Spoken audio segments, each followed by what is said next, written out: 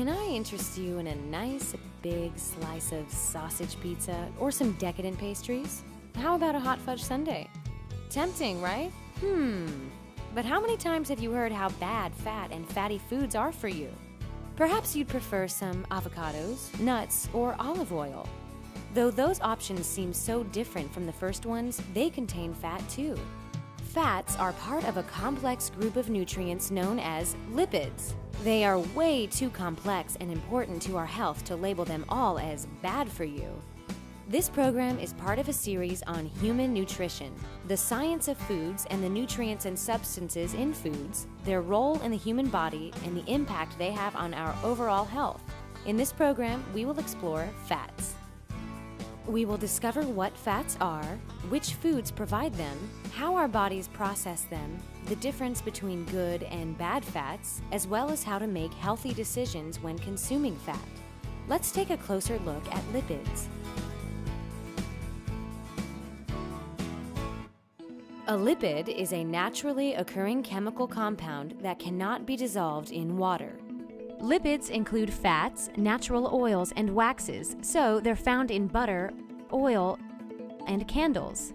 Lipids are similar to other kinds of oils or greasy substances like mineral oil or crude oil, but lipids only come from plants or animals, not straight from the ground. There are different types of lipids, but the kind we're most interested in are triglycerides, the fat most familiar as body fat and the fat in food. Each triglyceride is a compound that is made up of glycerol and fatty acids. Glycerol is an alcohol which serves as a backbone for a triglyceride. It provides a foundation for the molecule. There are 3 fatty acids attached to each glycerol backbone. Each fatty acid has 2 parts of its own, a fatty chain of carbon and hydrogen atoms on one end and an acid group at the other end. Remember that fatty chain. We'll come back to it in a moment. In the body, triglycerides serve a few purposes: to supply energy, to protect against temperature extremes and shock, and to help the body use carbohydrates and protein efficiently. Whether good or bad, fats provide more than twice the energy of carbohydrates and protein. This makes it a very efficient storage form of energy. When you eat a hot dog or some pastry, triglycerides enter the bloodstream where they are broken down by the enzyme lipoprotein lipase, known as LPL. LPL breaks triglycerides into 3 parts: glycerol, fatty acids, and monoglycerides. These 3 building blocks of triglycerides then enter an adipose cell where they are put back together and stored as energy until your body requires it. Most fat is stored in adipose tissue found throughout the body underneath the skin and around our organs. While the majority of body cells can only hold small amounts of fat, adipose cells absorb and contain large amounts of fat. The fat stored in adipose tissue can be used for energy at any time, whether to keep warm while standing out in the cold or to get you through that last leg of a marathon. All fats give you lots of energy, but some are good for you and some are bad for you. What's the difference? Let's go back to those fatty acids to find out. Remember, each fatty acid has 2 parts, a fatty chain and an acid group. In the fatty chain, the atoms are linked or bonded together by sharing electrons. When atoms share 2 electrons, a double bond is created. These double bonds are what makes fats good or bad. Good fats have at least 1 double bond. They include monounsaturated and polyunsaturated fats. Monounsaturated fats have 1 double bond between carbons. Mono is the same as saying 1. Polyunsaturated fats have 2 or more double bonds between carbons. Poly is the same as saying many. Bad fats don't have any double bonds. They include saturated fat, trans fat, and cholesterol. Let's review. Lipids are naturally occurring compounds that can't be dissolved in water. They can be found in both plant and animal foods that we eat. The varieties of lipids include triglycerides, which include good fats, monounsaturated and polyunsaturated fats, and bad fats, saturated fat, trans fat, and cholesterol. When triglycerides enter the bloodstream from food, they are broken down and stored in adipose cells for future use. So, how do we choose our fats wisely?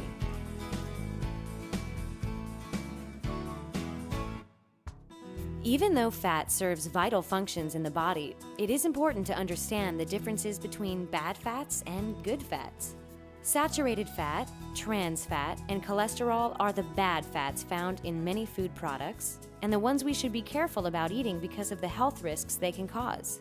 Saturated fat is fat filled with hydrogen and is usually solid at room temperature. It is found primarily in foods from animals, but also in some tropical oils like coconut and palm oils.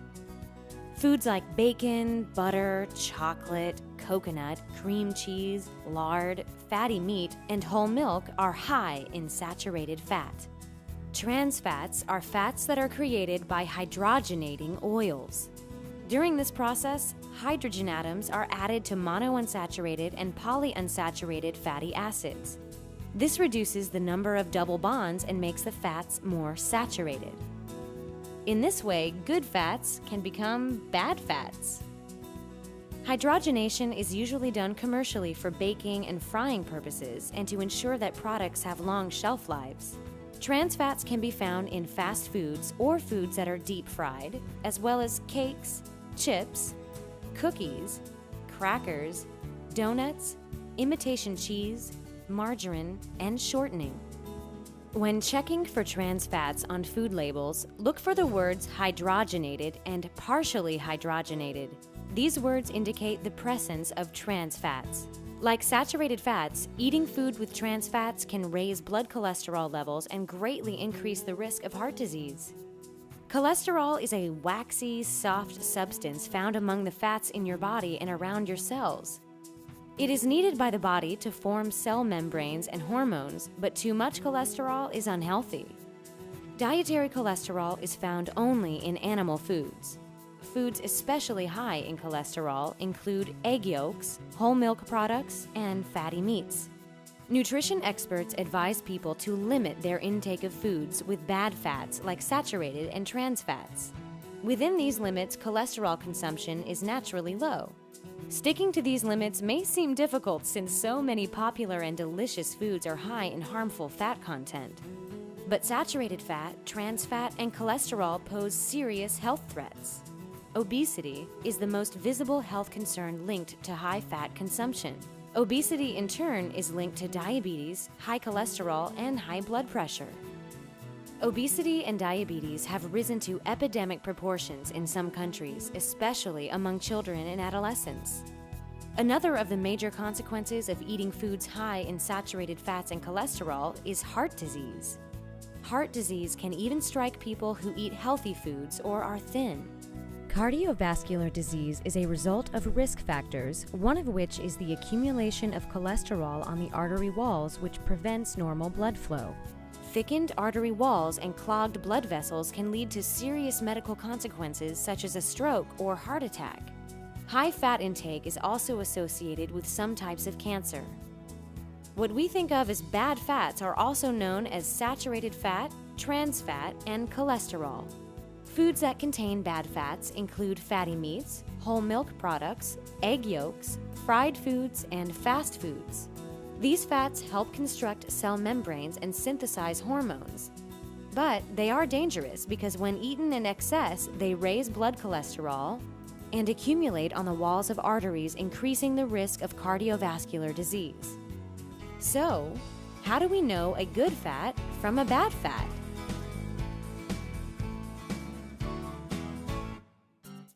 Remember those avocados and nuts we mentioned at the beginning? Can you believe they too contain fat? And that they provide fat that's good for us? We often think of fat as harmful, but there are some fats that actually help our bodies. We've already talked about how fats supply our body with energy, protect us against shock and temperature extremes, and help us process carbohydrates and protein. But did you know that good fats can also clear our arteries of the bad fats? It's true. But let's first talk about what those good fats are. There are two kinds of good fats: monounsaturated fat and polyunsaturated fat. Monounsaturated fats have one double bond in their fatty acid chain, and polyunsaturated fats have more than one double bond. When double bonds are formed, hydrogen atoms are eliminated, preventing saturation as in saturated fats. Monounsaturated fats can be found in foods like avocado, canola, olive, peanut, and sesame oils, nuts, olives, and peanut butter. Polyunsaturated fats are found in corn, cottonseed, safflower, and soybean oils, nuts, seeds, and fatty fish like herring, salmon, and tuna. In addition to being healthier for you than saturated fats, polyunsaturated and monounsaturated fats have the benefit of actually lowering your blood cholesterol level. Omega-3 fatty acids are forms of polyunsaturated fat that have been shown to produce several health benefits. The name omega-3 goes back to those double bonds we discussed earlier. The position of the first double bond in omega-3 fatty acids comes after the third carbon atom from the methyl end. Omega-3 fatty acids have been shown to reduce inflammation that helps to decrease cholesterol buildup in artery walls as well as pain from arthritis. So, when you eat foods rich in polyunsaturated fats, you can help combat some of the effects of eating foods loaded with those bad fats. But it might be hard to remember the difference between the bad fats and the good fats, so here's a trick. Most bad fats are solid at room temperature. Think lard, shortening, mayonnaise, gravy, butter, and margarine. Good fats tend to be liquid at room temperature. So most oils like canola, olive, sesame, corn, and safflower are part of the monounsaturated and polyunsaturated fats group. The good fats that we can get from our food include monounsaturated and polyunsaturated fats like omega-3s. Monounsaturated and polyunsaturated fats tend to be liquid at room temperature. Oils are usually good fats, but watch out for coconut and palm oils.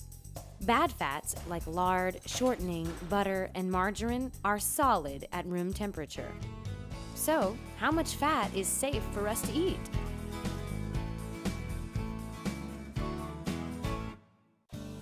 The United States Department of Agriculture has designated a system known as the food pyramid to help maintain a healthy diet. The food pyramid divides all foods into 6 groups and provides the recommended amount of each food group to eat. Whole grains should make up about 3 ounces of your daily intake and can include whole grain bread, pasta, cereal, or rice. Try to avoid or limit fried, refined, or heavily salted or sweetened grains. Vegetable servings per day should be between 2 and 3 cups. People need to be careful what is added to vegetables like butter, cheese, and creamy sauces. You should also eat about 2 cups of fruit each day. Raw fruits are better than frozen or canned fruits since valuable nutrients may be lost or heavy sweeteners are added in the process. The USDA also recommends approximately 3 cups from the milk group of foods in your daily diet. Because animal foods like cheese and milk have higher concentrations of fat, be sure to choose low-fat or non-fat versions of foods in this group.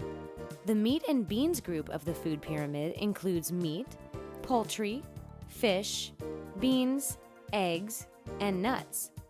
This group of foods is important because it provides the most protein in a person's diet. 5 to 6 ounces per day from the meat and beans group are recommended by the USDA. Lean cuts of meat and skinless poultry have less fat and are still protein-rich. Avoid breaded and battered meats and fish, as well as processed meats like salami, bologna, and hot dogs that not only have saturated and trans fats, but added sodium too. The last group that makes up the food pyramid is oils. Oils should only be a fraction of your daily diet, and most people consume enough oil in the foods they eat.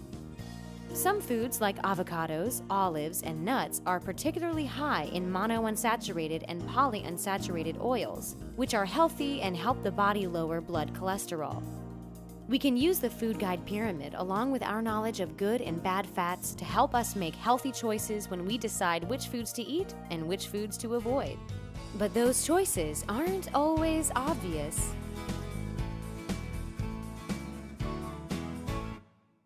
From choosing foods off a menu when we are dining out to deciding what to buy at the grocery store, we are faced with choices that affect our fat intake. It's not as if menus are written with good fats on one page and bad fats on another. Grocery stores don't have a good fat aisle and a bad fat aisle. Our choices about fat intake are often subtle, and we usually don't give them much thought. Here are some things to think about when faced with these choices. The following words on a restaurant menu signal high fat content: au gratin, béarnaise, butter sauce, crispy, in cream, fried, and basted, just to name a few. Now, here are some words that lead you to healthier choices: au jus, broiled, steamed, baked, poached, garden fresh, and roasted. And don't forget that as a paying customer, you can make requests that will steer clear of fatty foods. Ask for butter, sauces, and dressings to be served on the side. That way, you can control how much you eat. Request that a plain baked potato or salad be substituted for fries or coleslaw. When your server comes around with a dessert cart, you can always say, "No, thank you." But if you just can't resist, fresh fruit is often an option. Ask for low-fat or frozen yogurt. Angel food and fat-free cheesecake are good options too. Also, consider sharing a dessert to cut down on how much you eat. Even if you are at a fast food restaurant, there are still ways to make healthy choices. Choose a salad, but go easy on the fatty dressing. Grilled chicken sandwiches are often on the menu. It's a better choice than a fried chicken sandwich. Fresh fruit is sometimes available instead of French fries. Let's take a look at some of the choices we make at the grocery store. Vegetables are a healthy choice, right? Sure, when they are steamed, raw, or frozen without sauce. If we choose to douse them in butter or cream sauce, however, we increase our fat intake by a lot. Steamed broccoli contains less than 1 gram of fat, but broccoli with cheese sauce gives you 9 grams. How about dairy products like milk, cheese, and yogurt? Choosing skim milk over whole milk is a good choice because the nutrition content is the same for both. Only the amount of fat changes. A cup of skim milk has less than 1 gram of fat, while whole milk gives us 5 grams. Other choices to consider in the dairy aisle are opting for fat-free or low-fat cheese, sour cream, and yogurt. If we head over to the meat case, we're faced with more choices about fat. Many meats contain fat, saturated fat, and cholesterol, but they are rich in protein, vitamins, and minerals. The key here is to make lean choices. Go for lean cuts of chicken and pork. When it comes to beef, opt for unmarbled cuts that include the words round or loin. When buying meats for recipes that call for ground beef, consider choosing the 95% fat-free variety. You can also substitute ground chicken or turkey. Finally, let's take a look at the choices we make when preparing a salad. Salads are one of the best ways to limit your intake of fat and calories, whether you go out to eat or are preparing a meal at home, right? Well, believe it or not, the way many people eat a salad can account for some of the highest amounts of saturated fat, cholesterol, and calories in a diet. But with a little careful decision-making, you can create a salad that tastes great and is heart healthy.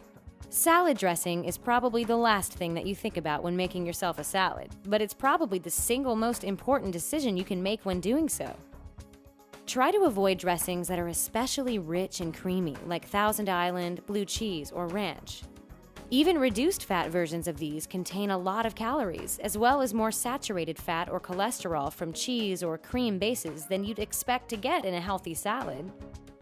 These dressings are still tasty, but they are also low-calorie and are packed with monounsaturated fats like olive or sesame oil. 2 other fat traps at the salad bar are salads made with mayo like chicken, tuna, and crab salads, and high-sodium saturated fat-filled toppings like bacon bits, cheese, and croutons. If you're looking to add some extra crunch and heart-healthy fat, add a tablespoon of walnuts or sunflower seeds. Or top your leafy greens with a couple of slices of avocados and olives to throw in even more of those good fats. We are faced with choices about fat whenever we order, buy, and prepare food. As diners, we can use the menu as a tool. We can look for key words to shed light on an entree's fat content. And we can make special requests so that we take back control of how much fat we consume when we are not doing the cooking. At the grocery store, we can try to remember which foods provide nutrients but are low in fat. From a cozy restaurant to grocery shelves, and even in line at the salad bar. Heart-healthy choices are possible if we stay conscious of the amounts and types of fats that we consume. We've learned that fats are part of a group of nutrients called lipids. Our bodies use fat as energy to construct cell membranes and many other important functions, but we have to be careful about how much and the types of fats we consume. We've seen how the chemical composition of triglycerides affects how our bodies process them, and how something microscopic like atoms sharing electrons can determine whether a fat is good or bad for our overall health. Saturated fat, trans fats, and cholesterol in foods can cause obesity, raise blood cholesterol, and increase a person's risk of heart disease. Bad fats are found in foods like fatty meats, egg yolks, fried foods, and some tropical oils. Monounsaturated and polyunsaturated fats, like omega-3 fatty acids, can actually lower blood cholesterol and combat negative effects of the bad fats that we consume. Good fats are found in avocados, nuts, and fatty fish, as well as olive, corn, and canola oils. We've seen how a few simple choices about how much and the types of fat we eat can impact our health. So, do we always have to say no to delicious foods? Can we say yes to a hot fudge sundae every once in a while? The key is to find a balance in which we can enjoy some foods that contain fat, but not overdo it. To deem all dietary fat as bad for us is a rush to judgment. We should keep in mind that some delicious foods contain good fats and are actually good for our overall health.